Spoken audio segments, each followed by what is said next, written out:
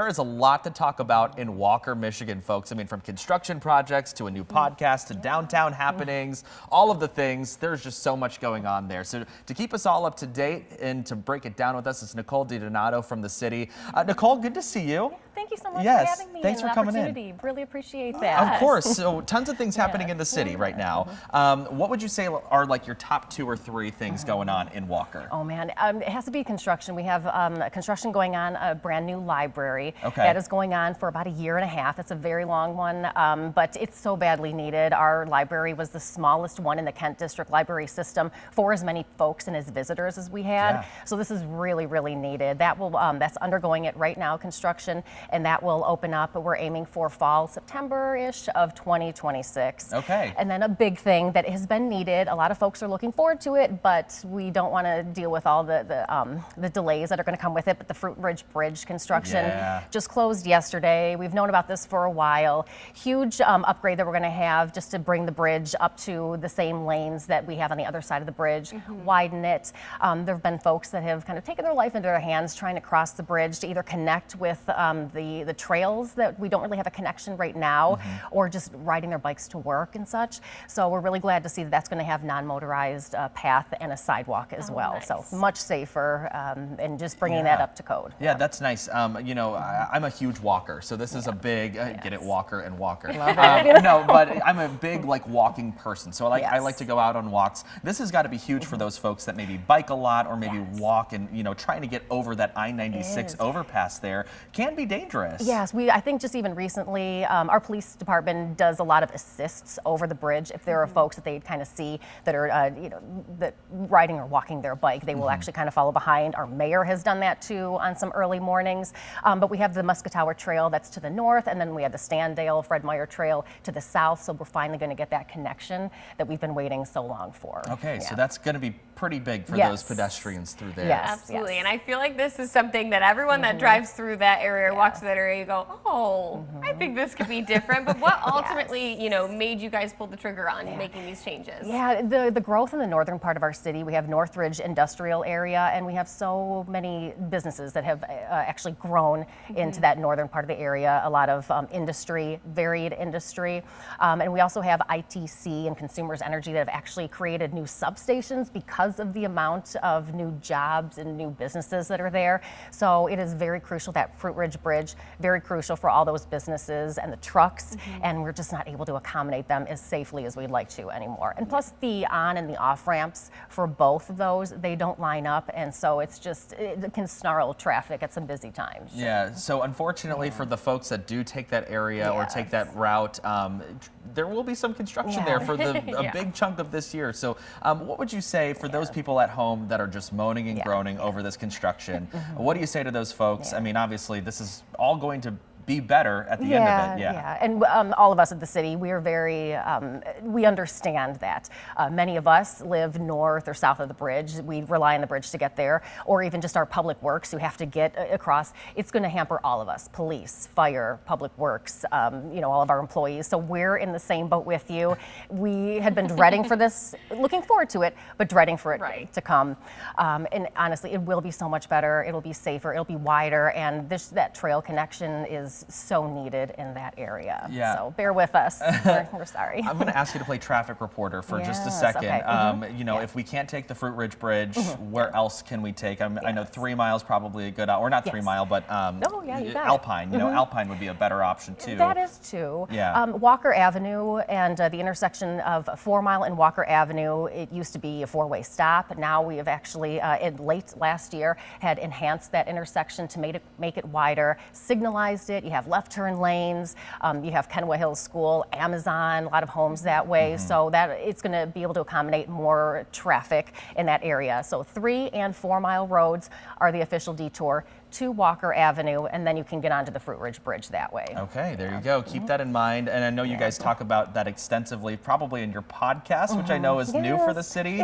Let's talk about the podcast. It's called Made in Walker. And you guys actually just dropped your 7th episode yesterday. It was kind of a bonus episode. Yes. So talk about the podcast. What was the inspiration behind it, and why did you guys ultimately say, like, hey, we need one of these? Yeah, and we know that we're not trailblazing. We know podcasts have been around for a while, so we're not bragging about that. But we were one of the first cities in the area to live stream our city commission meetings years ago. We also jumped on the social media bandwagon more than a decade ago. And so as that's kind of grown and matured, we feel that sometimes it can lose its effectiveness in getting messages across. Folks can add their own context to things. So we felt that with a podcast, maybe easier to bring in, small business owners, our city officials, explain the why behind the decisions. They're only 15 to 18 minutes long, so we're not going to, go on and on and on. But it's perfect for a drive to work or I was from going to say, work. like your morning drive. Yes, Perfect for that. yes, Absolutely. yes. What has that experience been like podcasting? Yeah. I know. I've done the TV thing. The radio and the podcast is all new.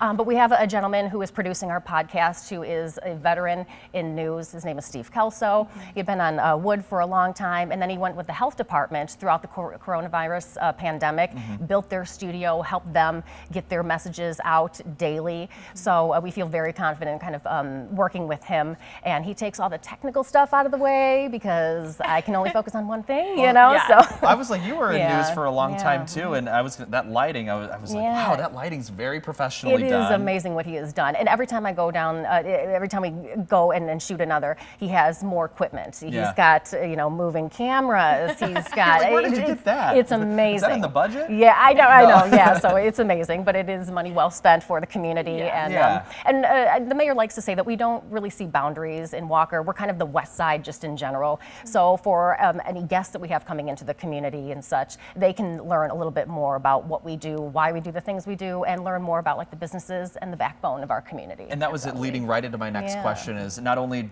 do your city officials kind of get that, channel to give their message, but you also give other businesses, local businesses. You just featured one on yesterday's episode. That you give them the opportunity to have a platform, which is pretty cool. So can you kind of talk about the different businesses that you invite on? Yeah, it's wonderful. One of the first things we did was Sobe Meats, a big family in our community. They have a well-known butcher shop there, but they are so much about giving back to the community. They've done several fundraisers. A lot of their anniversary specials are fundraisers that give back to the community, whether it's someone with an illness or police and fire. They've done some fundraisers that would collect money to go for some equipment that police and fire may need.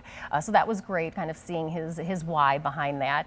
We featured James DeWinter just yesterday. He is the owner of Double Dip Depot, and he is also a paid-on-call firefighter for us. Wow. So just having that aspect, he grew up in Walker. He's serving Walker, giving back, being a firefighter, and then also literally serving the community through ice cream and things like that. Absolutely. So, yes, we love yeah. that. That's so cool. Tons of different things, I'm sure, down the pipeline for that podcast as well. Yes. What are other new things that people can look forward to in Walker beyond that? Yes, for podcast-wise or just in in general. general? Just in Yes. general. Yeah, we are kicking off our 2025 event season. So our coming up is Easter.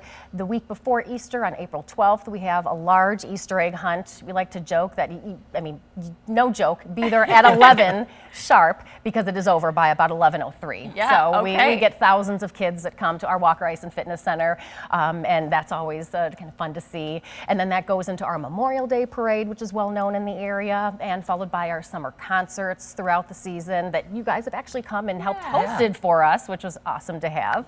And then we kind of round out the year with a pumpkin bash in fall and our Winter Fest in December. Okay. So much fun. And of course, we just had your website up there. Yes. You can find all of those events on the website. Something else that you guys do a really good job of is laying out in your community newsletter what's going on in your city. One of the things is Walker Police. They have a new mobile command center. It kind of ties right into those events. Very much. So what is the command center? How does that also help keep your folks in the community safe as well? It is a huge plus that we have now. We just took delivery of that, I believe, in November. So we had it out for one of our events late last year.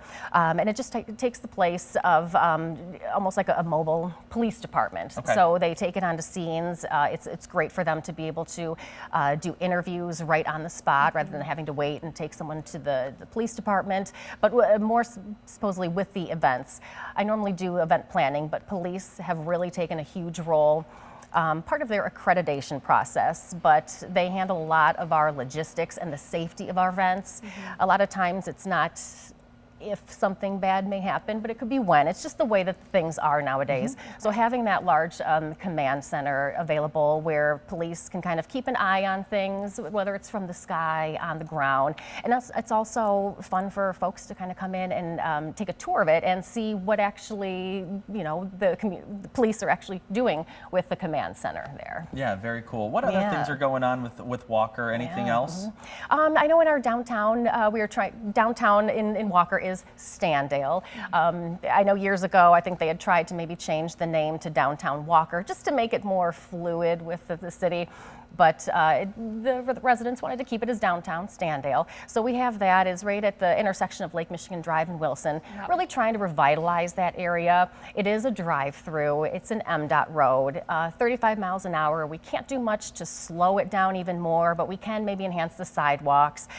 We just added new street lights, trying to do some controlled growth there, eventually adding even more housing, because what makes a downtown more lively is having people that actually live there. Right. And we have the Silver Line or the Rapid Line. Yeah, there it is. The GVSU bus line that goes down there. It's huge, and we want to be able to have folks, if they are staying there, access the mobile transportation that we have. So very cool. Yes. All right, Nicole DiDonato, it's been such a pleasure to have you in here, and of course, I'm sure that we're going to be expecting some more podcast episodes soon. By the way, back to the podcast. When does the next one come out? We do the first and third Mondays of the month. Okay. If there was a fifth Monday, that's when we kind of add an extra one. But if you go to walker.city/podcast, you'll see them there. But you can also download it Spotify, Apple, really any way that you get your podcasts. All right. So, Again, like a 18-minute drive to work. It's perfect for that.